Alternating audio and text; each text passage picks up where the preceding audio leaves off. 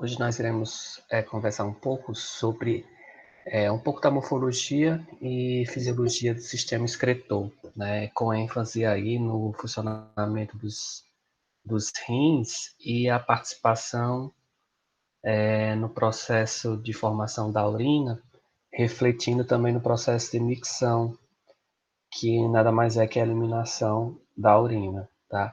Então a gente vai conversar um pouco mostrando a funcionalidade dos rins, né, qual o papel do sistema excretor e como acontece esse processo de filtração de forma mais morfológica. A gente vai analisar um pouco a estrutura dos rins e um pouco mais na frente a gente vai ver o processo de micção, tá?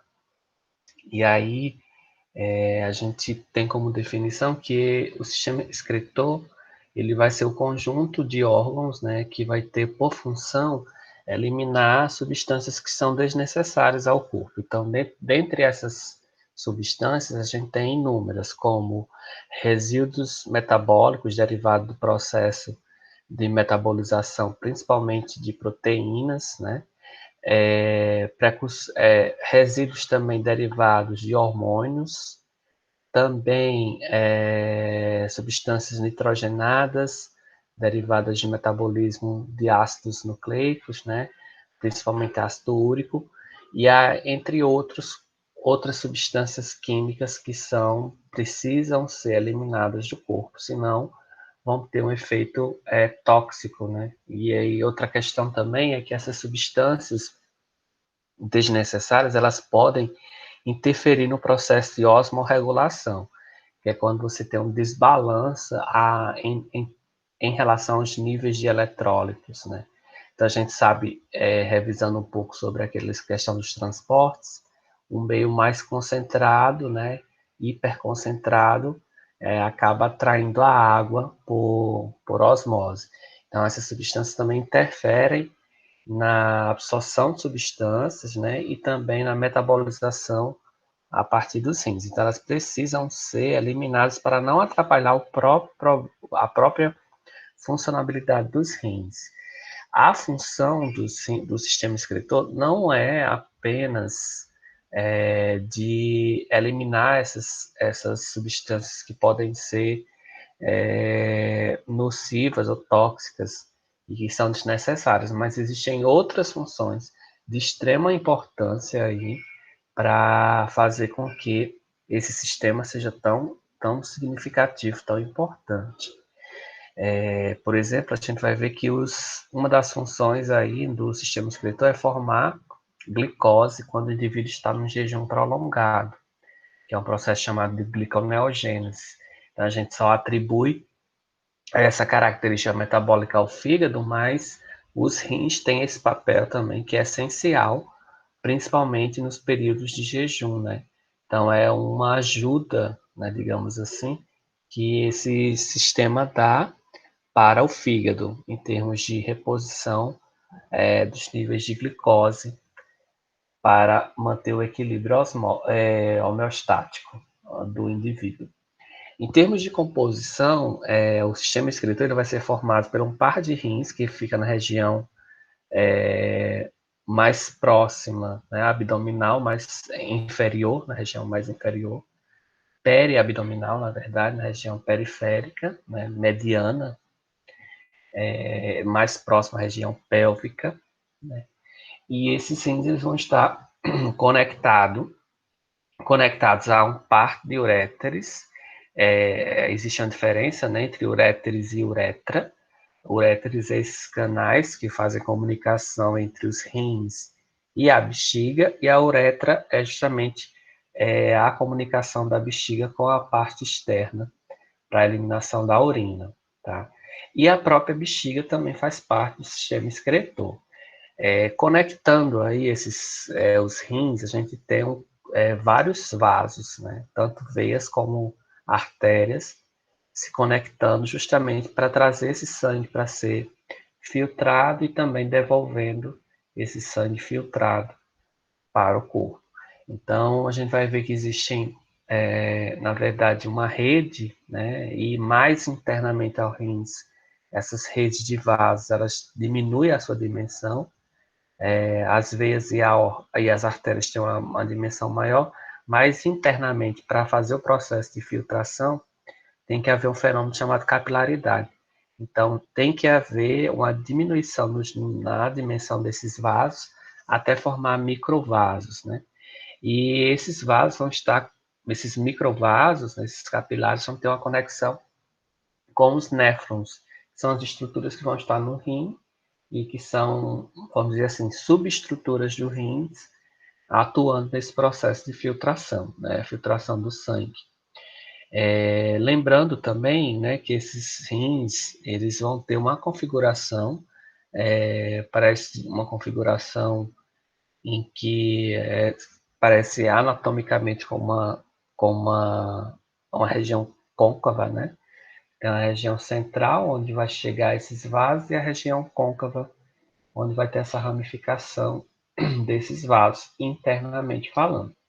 Nessa região côncava também é a região onde vai partir os uréteres, né, para levar esse líquido que já vai ter substâncias que não são desejáveis para serem carreados até a bexiga para formar a urina, né? Na verdade, para formar não, a urina já formada. Depois do processo de filtração, essa urina é formada e ela é armazenada na bexiga urinária. Que aí a gente vai ver também como é que essa bexiga ela funciona em termos de fisiologia. Essa é a estruturação, essa é a composição geral do sistema excretor.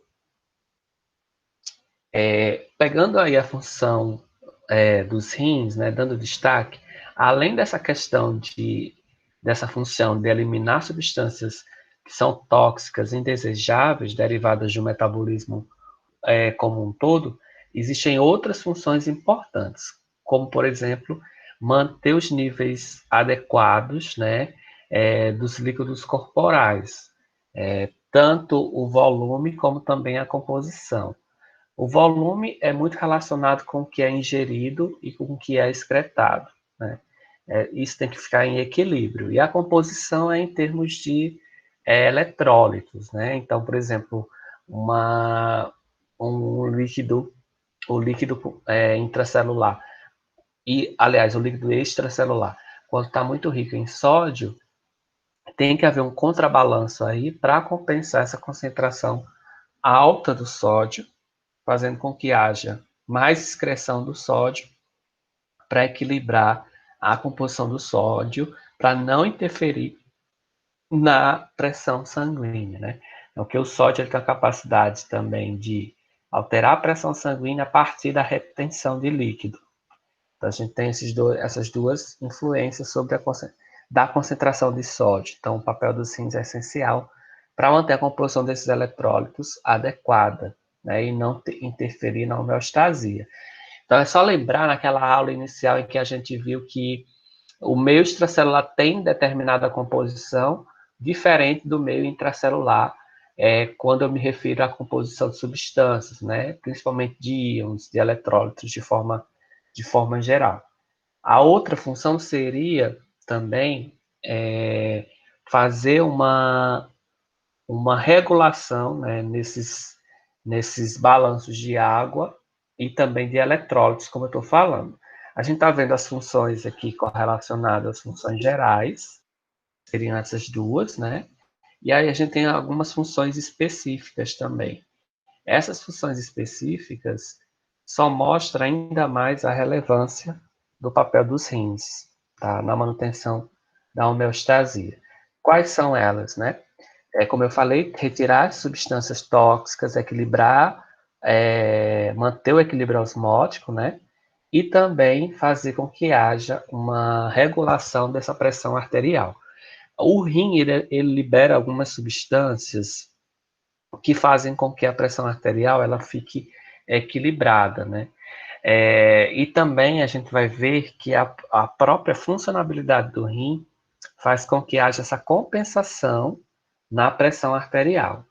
Está muito relacionado essa questão da concentração de eletrólito, da regulação da osmolaridade com a capacidade de regulação da pressão arterial, pela própria funcionalidade do rins. Então, à medida que ele executa esse papel de regular, de filtrar e acabar regulando essa osmolaridade, também contrabalança aí aos efeitos sobre a pressão arterial. Além disso, há liberação de substâncias pelos rins que podem auxiliar nessa redução, tá? Então, a gente está vendo que, na redução da pressão, a gente está vendo que os rins, eles podem liberar, né, algumas substâncias, e dentre essas substâncias estão hormônios. A gente vai ver que tem um dos hormônios que estimula a formação de hemácias, que é a eritropoetina. Essas substâncias faz com que haja aí um aumento na produção de hemácias, né? Da mesma forma, a partir de outras substâncias, há uma regulação nessa pressão arterial, principalmente de hormônios que a gente chama de vasodilatadores, ou hormônios relacionados ao processo agora eu esqueci o nome, de excreção, né, e regulação da osmolaridade como um todo. Além disso, como eu estava falando no início da aula, tem a possibilidade dos rins fazerem um papel de, através de aminoácidos, converter esses aminoácidos na formação de glicose, um processo chamado de gliconeogênese. Então, indivíduos que têm problemas renais ou não têm rim, ou um dos rins, vão ter problemas em relação à produção. Geralmente são indivíduos que têm uma anemia grave, né? Uma anemia forte, justamente porque vai ter uma descompensação na estimulação, na produção de eritropoetina, que vai provocar redução do número de hemácias. E também são indivíduos que têm problema em relação ao metabolismo da glicose. Tá? Pode interferir também no metabolismo da glicose, principalmente gerando novas moléculas de glicose. Alguém quer falar? Não. Certo. Tem um áudio aí ligado, eu acho. Certo. E aí, só lembrando essa questão da pressão, eu estou tentando lembrar o nome dos hormônios, que não me vem agora na cabeça. Mas são hormônios que atuam nesse processo de regulação da pressão arterial, justamente sendo liberado pelos rins também. Então, a gente tem essas funções, né? São funções muito significativas aí, que fazem com que o rim não seja só conhecido, né? O sistema excretor não seja apenas conhecido por eliminar substâncias tóxicas ou fazer essa regulação do balanço eletrolítico, né? Mas também desempenhar um papel aí sobre a pressão arterial e sobre a questão do metabolismo e excreção de hormônios que podem atuar aí tanto na regulação da pressão como na formação de hemácias, além de atuar na formação de novas moléculas de glicose, né, processo de gliconeogênese. Outra coisa que eu queria chamar a atenção é porque o sistema excretor é importante para a questão desse equilíbrio ácido-base. Então, quando a gente tem qualquer alteração em termos de pH, né, então pH é que vai manter, que vai dizer se aquele líquido extracelular ele vai estar ácido, básico ou neutro. Então, é importante que se tenha mais ou menos um pH entre 7 a 8, para que as funções dos sistemas, as funções vitais, elas sejam executadas. Então, o meio, é ideal que seja um meio mais de neutro a alcalino, né, para que essas reações aconteçam. Então, qualquer desequilíbrio nessa relação ácido-base vai interferir nos processos metabólicos. Então, quando a gente tem, por exemplo, uma produção excessiva de substâncias derivadas desses metabolismos que não são metabolizadas adequadamente, pode haver aí um desequilíbrio, tornando o pH do meio mais ácido. E aí inviabiliza o quê? As atividades enzimáticas. Então, as enzimas têm um pH ideal, lógico, vai depender da região, mas como um todo, esse pH sanguíneo ele deve estar mais ou menos aí em torno de 7 a 8, né? Entre neutro a alcalino, tá?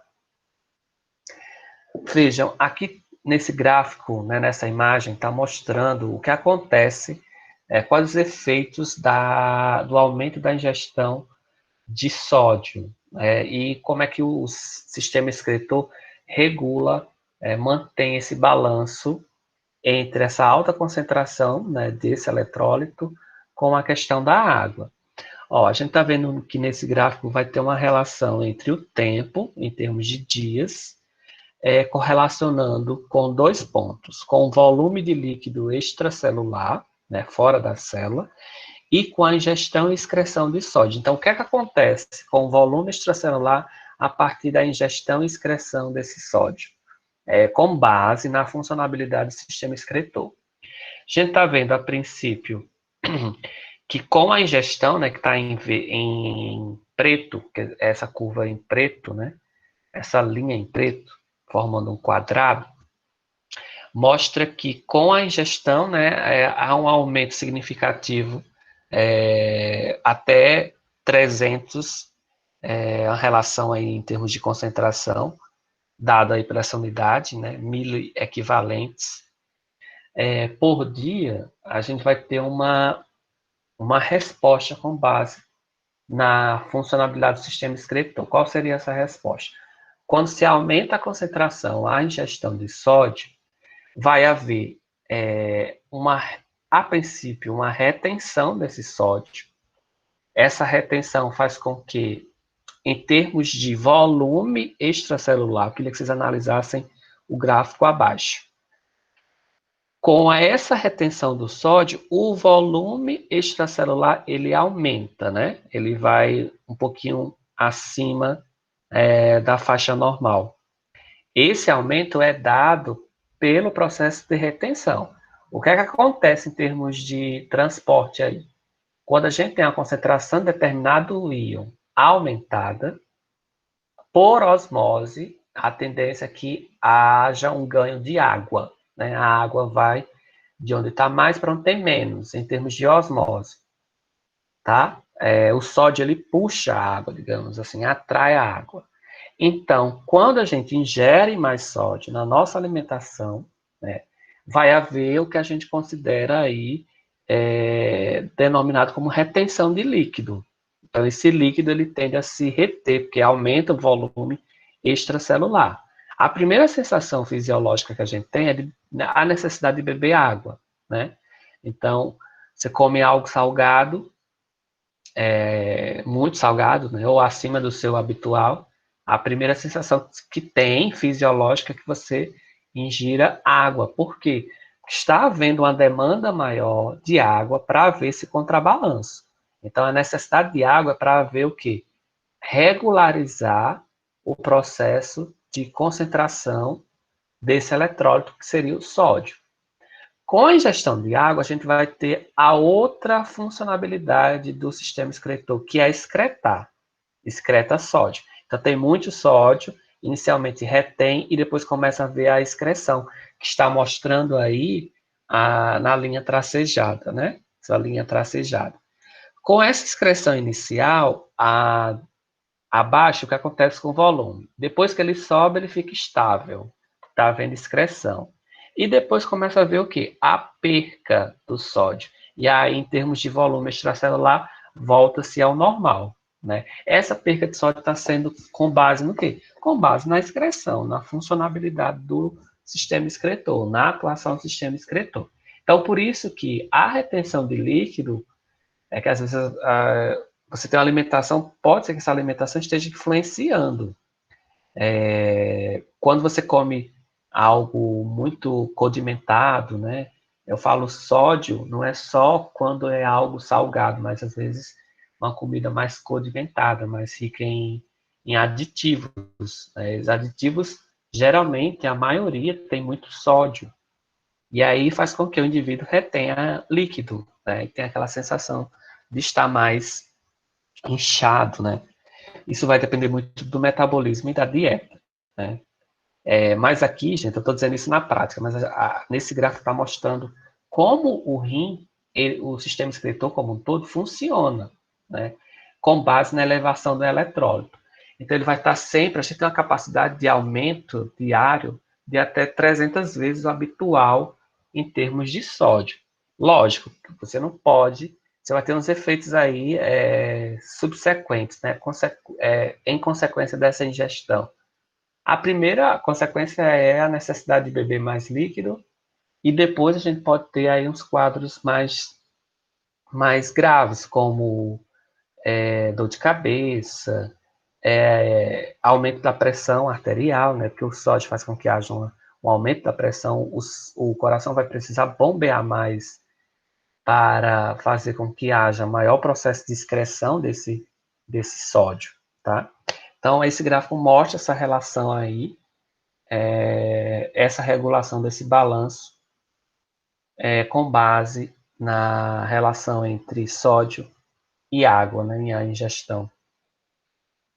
Aqui a gente está vendo em termos de anatomia como é caracterizado um rim quando se faz um corte transversal, tá? Nesse corte a gente está vendo de cima para baixo, né, a estrutura do rim.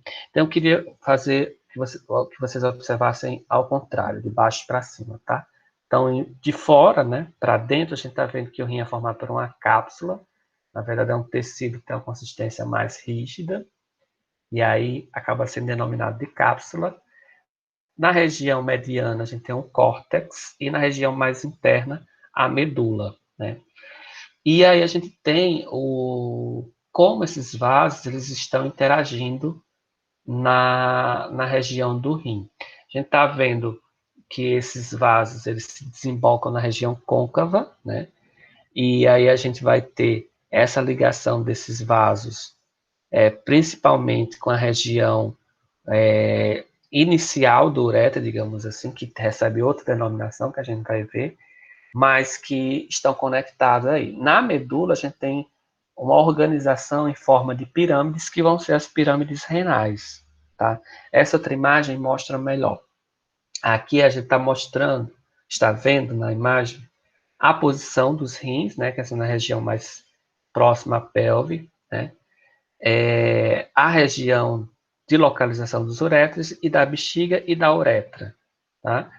E aí, fazendo também esse corte no rim, a gente está vendo a cápsula, né, a parte externa, a parte interna, medula, e a parte mediana, o córtex. E aí vão receber o nome de córtex renal, medula renal. Essa parte em que vai haver a conexão com os vasos, a gente chama de região pélvica, né? Região pelve renal, que é onde vai receber a ligação dos vasos. E é a região mais central do rim, tá?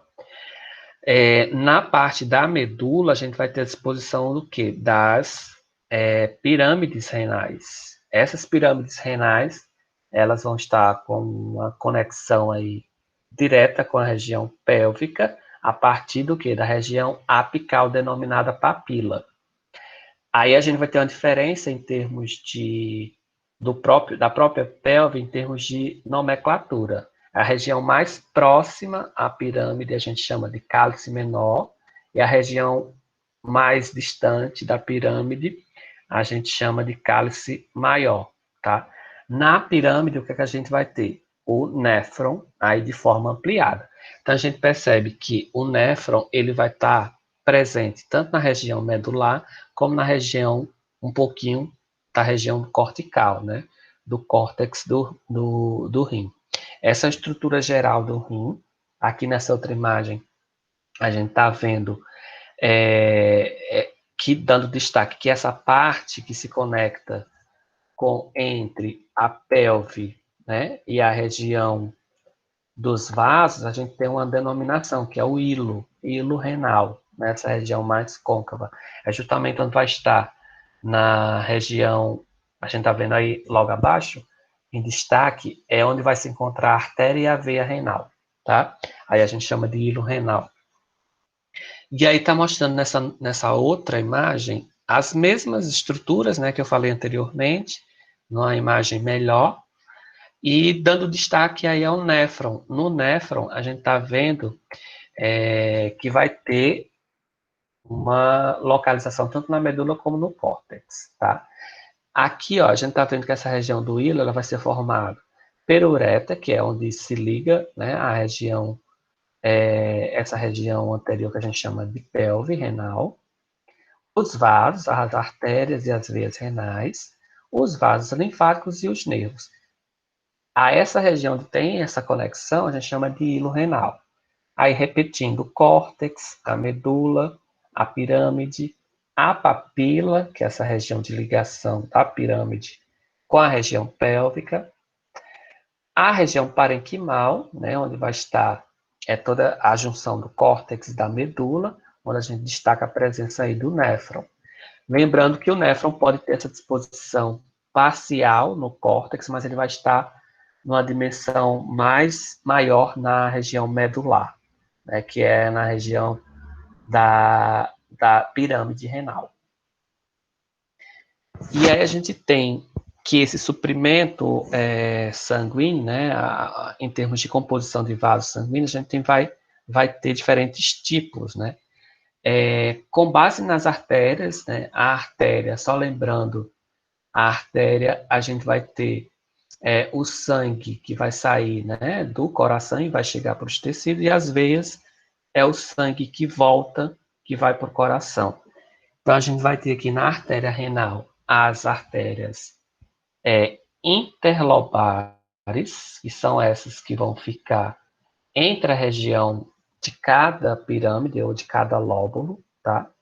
A gente vai ter as artérias arqueadas, que são essas que estão na parte basal aí das pirâmides renais, e aí elas vão estar mais conectadas com os néfrons, essa região. E aquelas artérias que ficam entre, a gente chama de interlobulares, tá?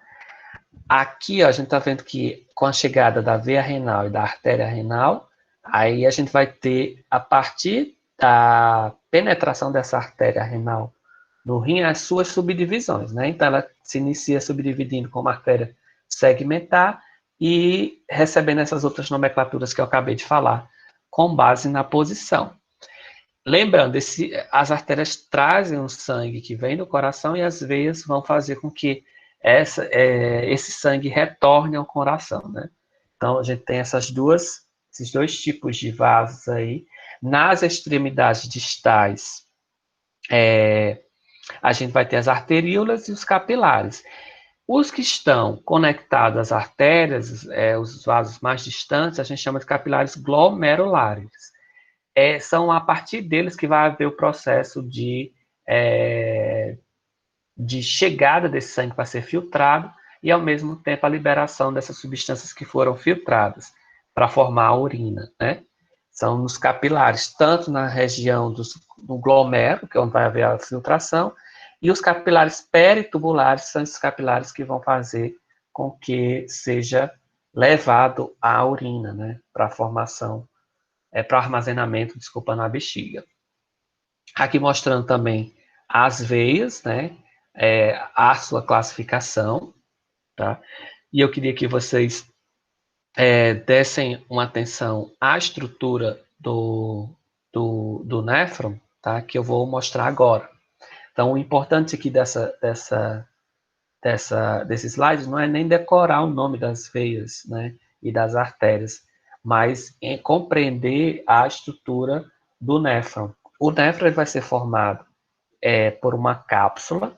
Ele é considerado a unidade básica, a unidade funcional do rim, é onde vai acontecer o processo de filtração, e ele vai ser formado por um longo tubo, tá? E aí, fazendo uma análise em termos de anatomia, a localização dos néfrons, né? Então, pegando uma pirâmide, a gente vai ver que ele vai estar com sua disposição uma região na região que a gente chama medular e outra na região corticoide, né, ou a região de córtex. As cápsulas glomerulares, elas ficam na região do córtex, né, que é essa região mais externa. E as outras, principalmente o tubo coletor, ele vai ficar na região medular. Então, pegando essa imagem anterior, né, e olhando a localização dele na pirâmide, aí a gente pode subdividi-lo em região cortical ou do córtex e região medular. Vamos lá, a gente está vendo que na região do córtex, a gente começando pela cápsula de Bowman, né? A gente vai ver que é lá onde acontece o processo de filtração propriamente dito. Por quê? Porque vai ter uma conexão direta com os capilares. Então essa cápsula, ela armazena esses capilares e aí começa a haver as trocas, né? Para acontecer o processo de filtração. E a gente tem toda essa rede de tubos, né?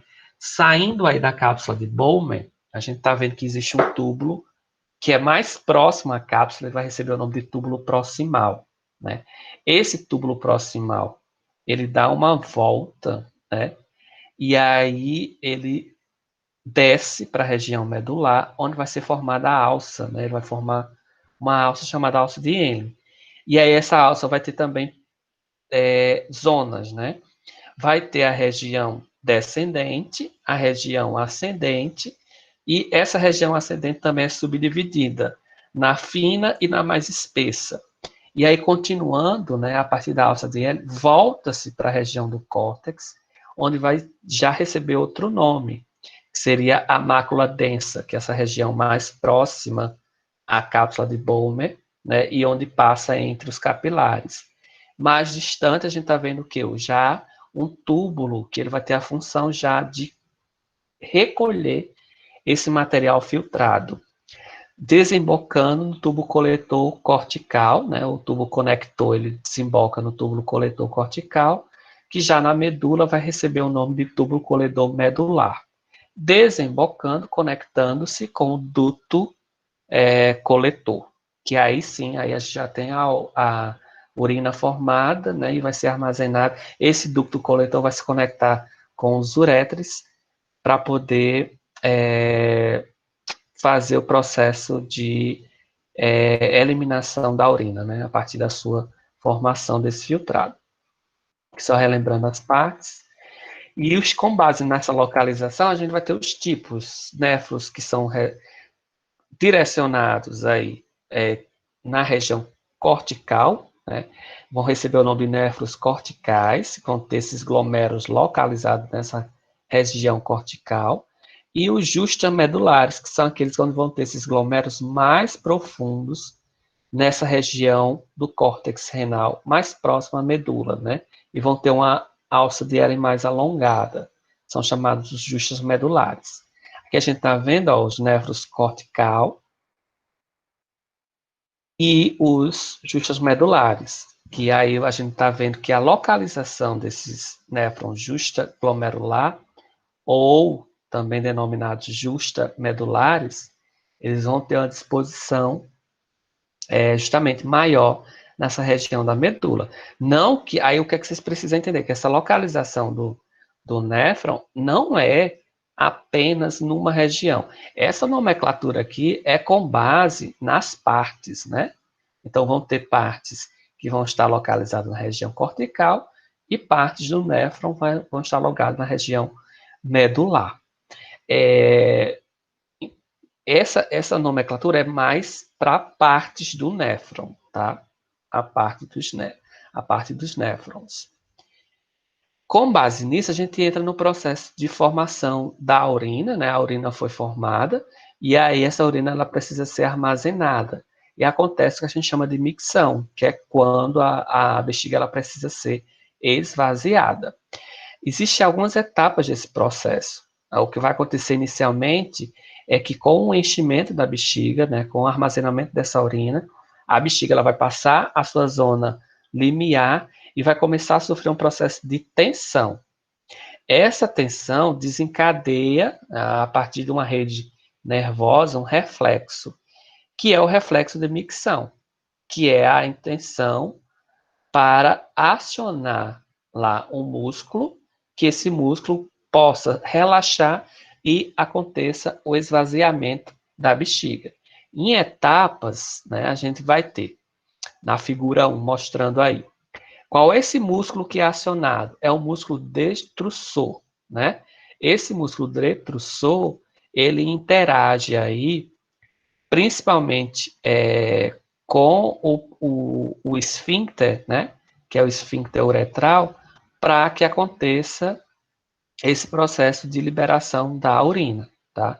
Então, o músculo destrutor ele vai estar nessa posição superior da bexiga, na verdade, ele envolve toda a bexiga, e aí, à medida que vai havendo o enchimento dessa bexiga, né, vai havendo a produção excessiva da urina, vai havendo o quê? A emissão, a captação dessa pressão, refletindo na emissão desse reflexo. Esse reflexo chega até o músculo destrutor, que vai fazer com que haja uma pressão sobre o esfíncter que está contraído, para que ele relaxe. Tá? Aí, nessa fase inicial, na captação dessa sensação inicial, vai se ter a primeira sensação para urinar, que é a captação do reflexo pelo músculo detrusor, tá?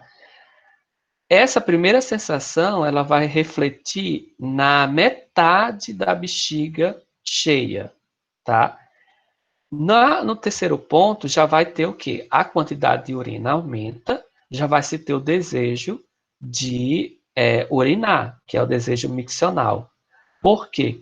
Porque já está havendo uma pressão maior captada pelo músculo detrusor, forçando, digamos assim, que esse esfíncter relaxe para haver o esvaziamento da bexiga, tá? Que, na verdade, até então se tem um controle, que a gente chama de inibição voluntária. Então, você aguenta prender o xixi.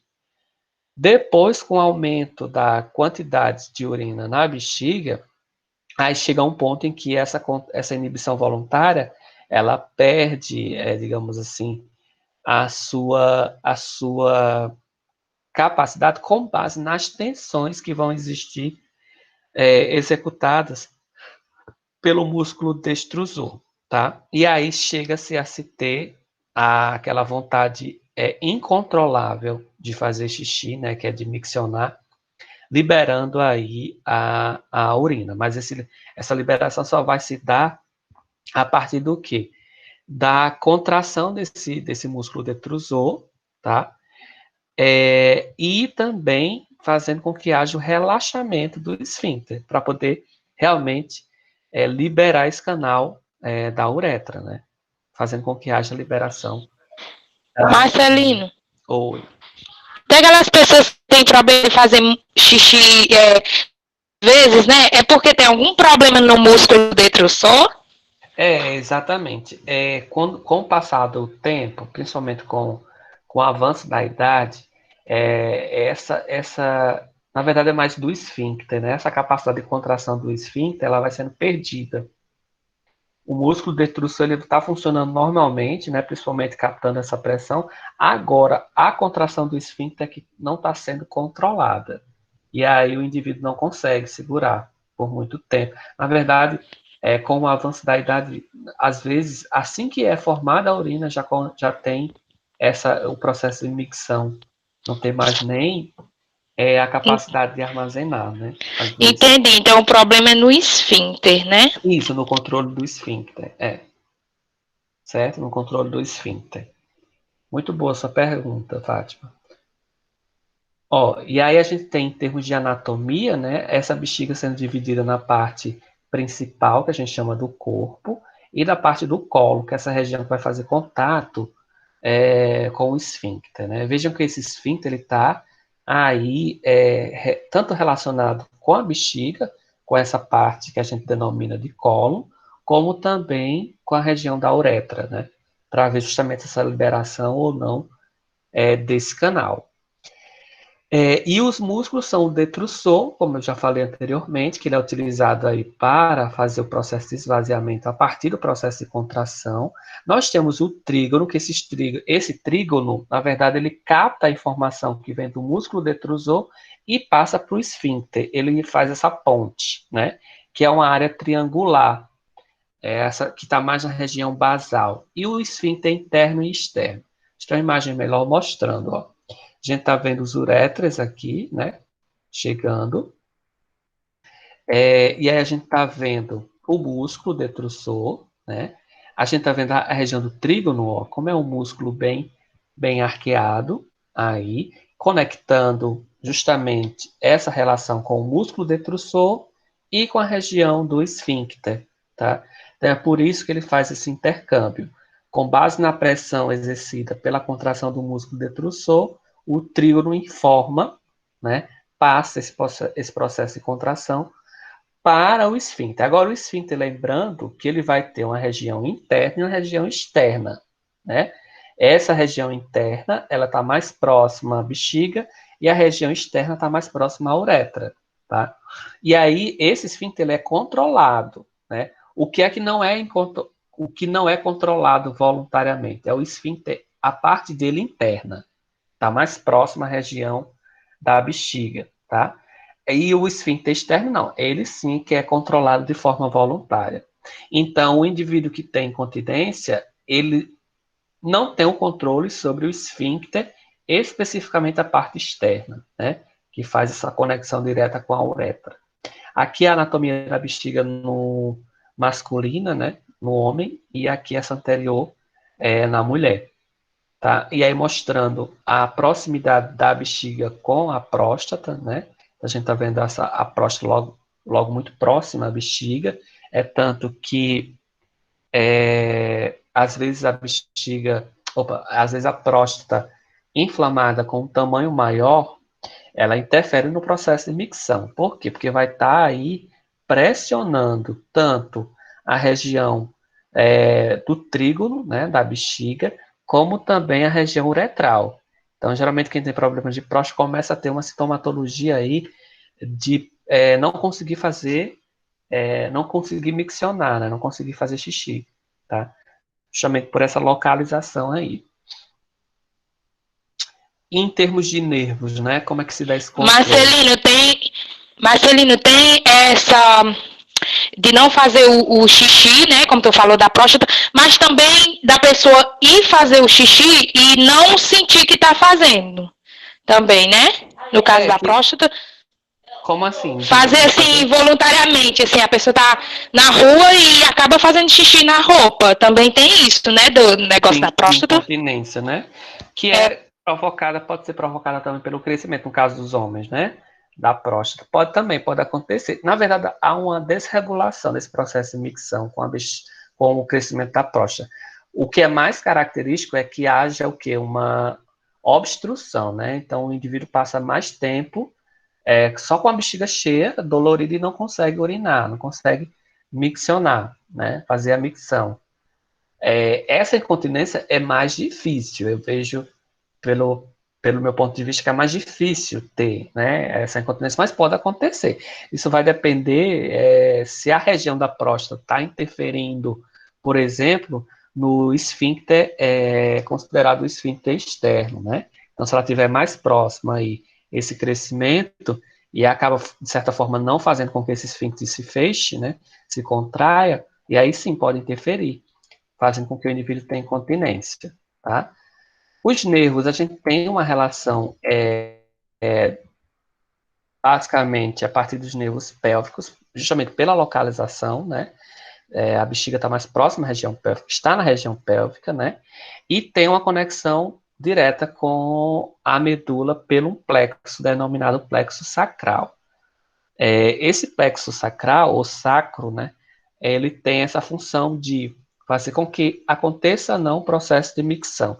E aí a gente está vendo a rede de nervos que se liga a partir da coluna vertebral. Então a gente tem a conexão dos nervos simpáticos e do parasimpáticos, né? Os parasimpáticos, eles estimulam e os simpáticos inibem, tá? O processo de micção. Aí só mostrando, ó, que os parasimpáticos, eles vão estar mais conectados com os esfíncteres e os simpáticos com a região de toda a parte geral da bexiga, que seria a parte do corpo da bexiga, tá? Essa parte mais geral. E aí a gente está vendo que, com base nesse processo de micção, né, a gente vai ter que os uréteres eles vão ter uma inervação suprimida pela rede simpática e parasimpática, lembrando que parasimpático estimula e simpático inibe o processo de micção, e vão ter um processo de contração. Esse processo de contração, ele é interessante, ele é dado a partir do nervo simpático, né? Parasimpático, desculpa, que é o processo de estimulação. Ele é interessante porque, às vezes, acontece a formação de cálculo renal e vai estar localizado justamente na região dos uréteres. E aí, como ele tem essa capacidade de contração, auxilia na eliminação desses cálculos. Então, quando o cálculo está lá, as próprias contrações aí que acontecem vão estimular a saída desse cálculo, né? Isso seria uma vantagem, mas aí vai depender da dimensão. É uma estratégia aí que o organismo tem, até mesmo para não ter a obstrução, né, desses canais, tá? É interessante a gente também ver a questão do reflexo ureterrenal, porque na verdade é uma conexão que existe entre a região anal e a região.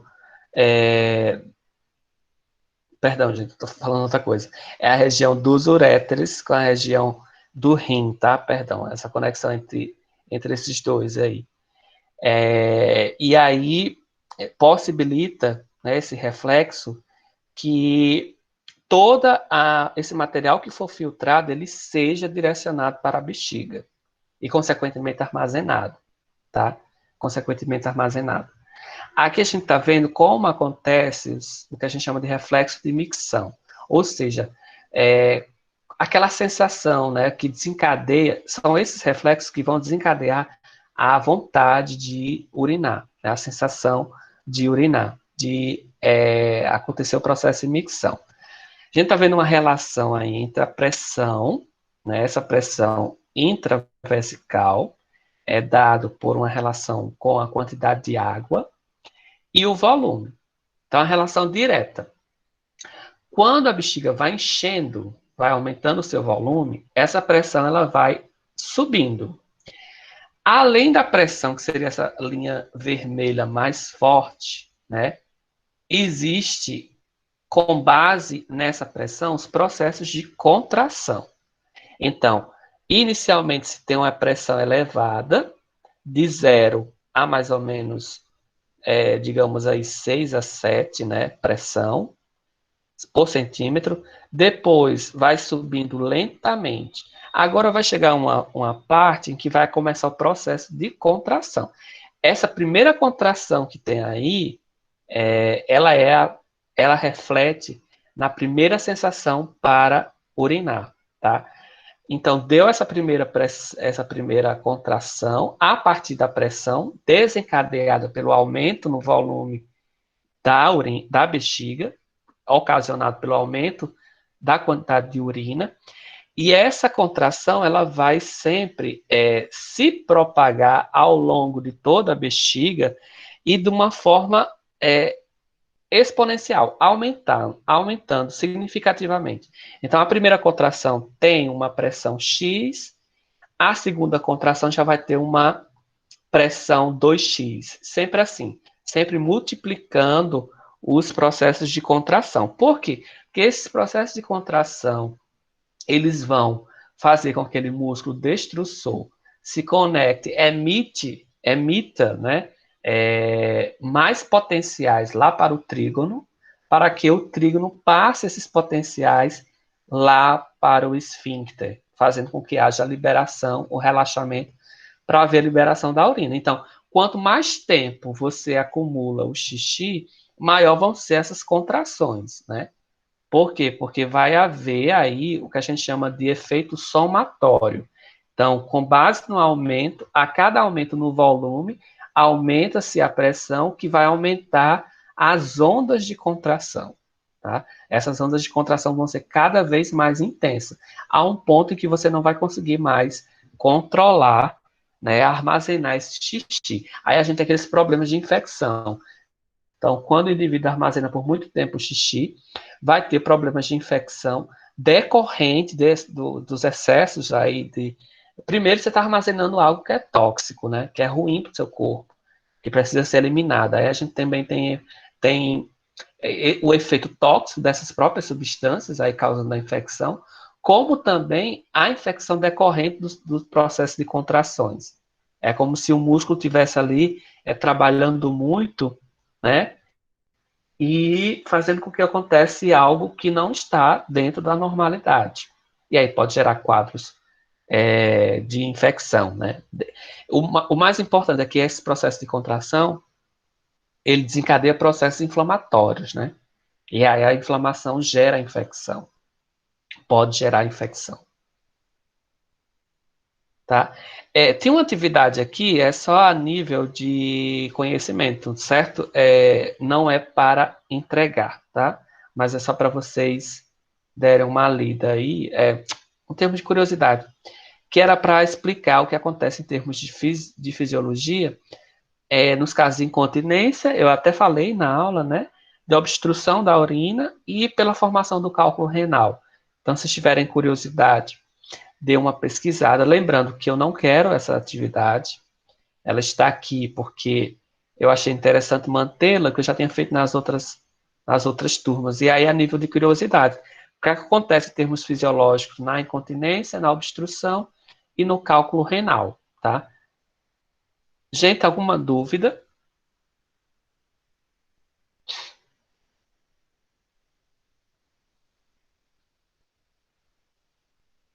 Nenhuma dúvida. Tem uma parte aqui de hemodiálise, mas eu não quero dar essa parte. Você já tem muito conteúdo para estudar, né?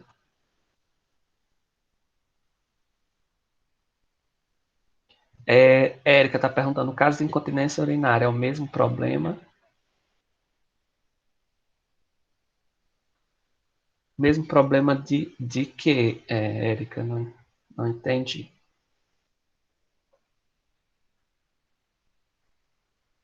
Eu fiz essa pergunta relacionada com o que um aluno aí tinha perguntado. Ah, sim, de Fátima. Que Fátima perguntou. Ficou claro depois Isso. que eu expliquei? Ficou. Obrigada. De nada. Então, gente, é isso. Vocês têm muito conteúdo para estudar. Na semana que vem, é só olhar aqui o calendário rapidamente. Por favor, não saiam agora, só um minutinho. No dia 4, né, a gente vai ter os seminários. Aí, dia 3 é uma quinta-feira, certo? Eu não vou dar aula, tá bom? Tava vendo aqui que a gente já está com saldo no número de aulas. Então, vou deixar só o seminário mesmo. Vocês ficarem só focados no seminário, tá bom? Então, dia 4 a gente só tem os seminários. Tá bem? Então, bom fim de semana para vocês. Vão estudando aí para os seminários. E outra coisa importante é focar no tempo do seminário. Só são 10 minutos, certo? Então, não passem de 10 minutos. Montem, ensaiem a apresentação para ser só em 10 minutos, tá? Tchau.